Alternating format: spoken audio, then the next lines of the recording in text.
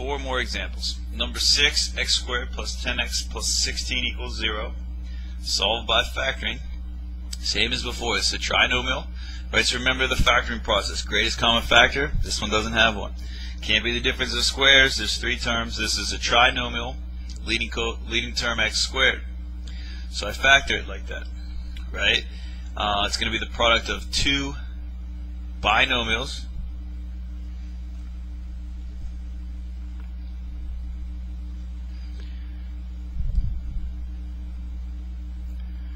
And the 2 numbers that go in these parentheses should add up to 10 and multiply to 16. So think of the factors of 16. 16 and 1, 2 and 8, 4 and 4.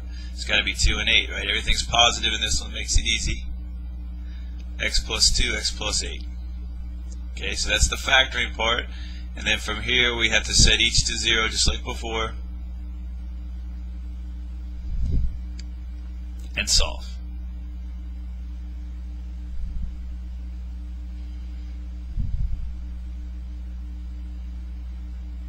So I get one solution, x equals -8. Another solution,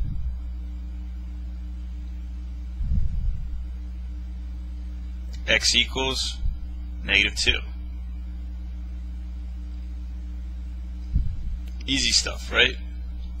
Alright, number 7. Go through the process of factoring. Common factor, first thing I look for, this one has one. 2 terms in it. They both have an x, so I can factor that out. If I factor out the x, I should be left with x minus 17. Okay, now this doesn't really look like the last one, but it is the same thing. You set each factor to 0. This factor, it's just x by itself, so that's going to give me one solution. I don't have to do any work for that one. And then the other one, I'll have to do one step of algebra to solve for x, and that's add 17 to both sides.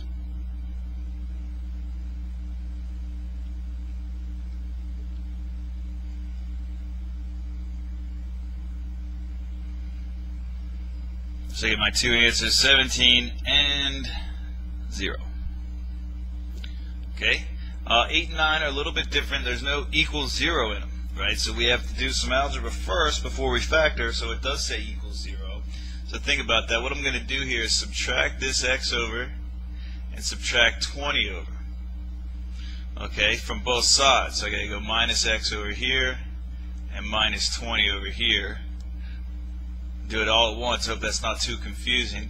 X minus x is 0. 20 minus 20 is 0. So on the right side, I'm left with 0. But if I subtract them from the right side, I got to subtract them from the left. Remember though, I can't subtract x from x squared, right? Because they're not like terms. I can't subtract 20 from either one of those. So I just have to really rewrite it. Right? They were positive over here, so they're negative over here because I subtracted both of them. So now I got x squared minus x minus 20 equals 0. Minus x minus 20 from both sides. And now it looks like all the previous problems. And we can factor accordingly. 2 numbers that multiply together to give me -1. I'm sorry, multiply together to give me -20. And add together to give me -1 should be 5 and 4. If I pick the 5 to be negative. Okay, so skipping right along here, I'm just going to skip that last step for time's sake. I know my answers will be 5 and -4. Okay, same idea with number 9. I got to get this equal to 0, so what I'm going to do is plus 4x to both sides. Now you got to make sure to put it in the right spot. Remember, I can't add 4x to either of these terms over here. I can't add 4x to x squared. I can't add 4x to 45. They're not like terms. Okay, over on the right hand side, -4x plus 4x is 0. And the left hand side, this is how we write this. We always want to put an x squared term, then the x term, then the number term, so I can factor it. Okay, now once I've set it to 0, I look at my factoring process. Greatest common factor, there is none. Definitely not the difference of squares. If this factors, it's going to factor as the product of 2 linear factors, because it's a quadratic trinomial. And I need 2 numbers that multiply together to give me -45 and add together to give me 4. Product to be 45 should be 9 and 5, right? 9 9 times 5 is 45. One of them's got to be negative to give me negative 45 and add to 4. And that's my factorization. Okay, skipping along here, my solutions will be negative 9 and 5.